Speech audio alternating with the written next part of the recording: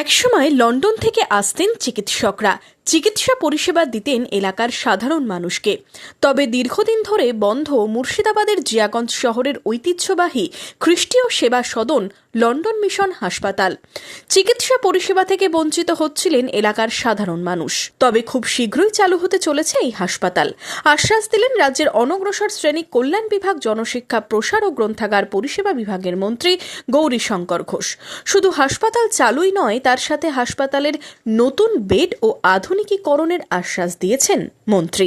যে আমি London mission hospital নিয়ে আপনাদের সব মিডিয়া দেখিয়েছিলেন বা বলেছিলেন, আপনারাও, আমিও বলেছিলাম যে 2021 সালে তৃণমূল কংগ্রেস জিয়াগঞ্জ শহরের পুরনো স্বাস্থ্য প্রতিষ্ঠান, এই আশেপাশের এলাকার বহু মানুষ যে প্রতিষ্ঠানে গিয়ে সুচিকিৎসা পেয়েছে, যে তৃণমূল কংগ্রেস এই বিধানসভায় একটাও হসপিটাল বানায়নি, 15 বছর ক্ষমতায় থেকে তারা একটা হসপিটাল বন্ধ করে দিয়ে মানুষকে বিপদের মধ্যে ঠেলে দিয়েছিল।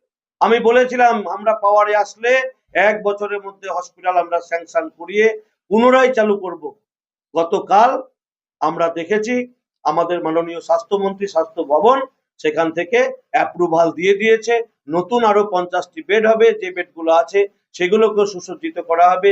গোটা হসপিটালকে রং করে ডাক্তার এনে সমস্ত ম্যাটেরিয়ালস নিয়ে এই হসপিটালের কাজ আগামী কিছুদিনের মধ্যে শুরু হবে। আবার জিয়াগঞ্জবাসী, পার্শ্ববর্তী ভগবানগোলা, বাহাদুরপুর জিপির মানুষ, মুকুন্দবাগের মানুষ আবার সুচিকিৎসার সুযোগ জিয়াগঞ্জ শহরে বসে পাবে। অর্থাৎ আমরা যে কথা বলি সেটা যে পূরণ করতে পারি, সেটা আমাদের গতকালের ঘোষণার মধ্যে দিয়ে এবং ওই হসপিটালের ব্যাপারে যে অ্যাপ্রুভাল এসেছে তার মধ্যে দিয়ে সমস্ত মানুষ বুঝে গেছে। প্রায় 14 একর আনুমানিক 42 বিঘা জমির ওপর অবস্থিত এই ঐতিহাসিক হাসপাতালটি 1894 সালে লন্ডন মিশনের উদ্যোগে প্রতিষ্ঠিত হয়। দীর্ঘদিন পর এই হাসপাতাল চালু নিয়ে মন্ত্রীর আশ্বাসে চিকিৎসা পরিষেবা নিয়ে আশায় বুক বাঁধছেন এলাকার বাসিন্দারা। Bureau report, imagine community media.